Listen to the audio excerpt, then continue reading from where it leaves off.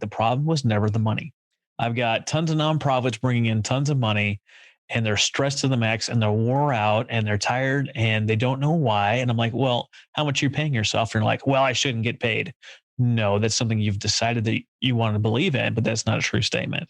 And like, well, all these nonprofits around making all this kind of money. That's just not right. According to who? According to what?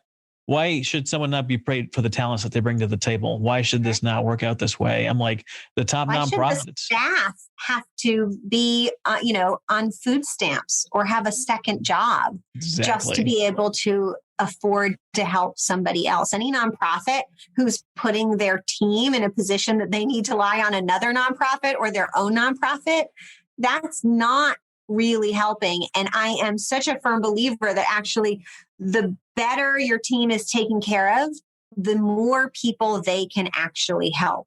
So it feels safe to say, oh, we're not going to spend money on these things. But it is not safe. One of the examples I love from one of my favorite authors, Margaret Wheatley, who's actually very well known for doing some great consulting with the military. And she's a big systems thinker. And she talks about what we can learn from science and apply it to organizations. And she talks about in thermodynamics, we have this, I think it's thermodynamics, this concept of entropy, right? Mm-hmm. So something that is just, right? So that's just giving off energy is actually shrinking, right? And that's what a lot of nonprofits are doing. They think they're being safe and being still, but they're still giving off energy. So they're actually shrinking or sinking, as I like to think of it, because I like the boat analogy.